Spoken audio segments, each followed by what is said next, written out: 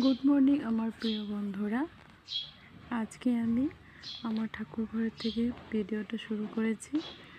দেখে নাও আমি কীভাবে পূজা করি। সম্পূর্ণটা আমি ভিডিও করতে পারিনি, কারণ আমি আগে থেকে ভিডিও করতে জানি না। চেষ্টা করছি কীভাবে দিই, তাই আমি দেখাচ্ছি। ফুল তোলা হয়ে গেছে আমার। এখন আমার শিব ঠাকুরকে আমি পূজা করব, সেটা আমি পুরো দেখাতে পারিনি।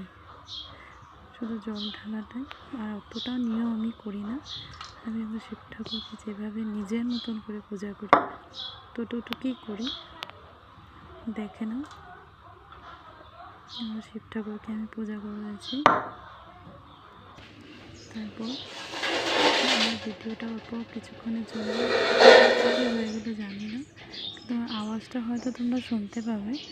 আর কীভাবে এডিট করে যে বললাম আমি জানি না, শিখছি, অনেক চেষ্টা করেছি, কিন্তু এখানে আমি ভিডিওটাকে এডিট করতে পারিনি। কিন্তু তোমরা ভিডিওটা দেখো, পরে আরও আছে। কতটুকু যাবে আমি বুঝতে পারছি না, কিন্তু আমাকে সাপোর্ট করো। কিন্তু আছে ভিডিও আরও।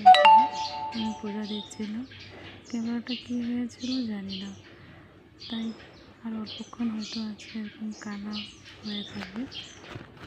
আবার চলে এসেছে।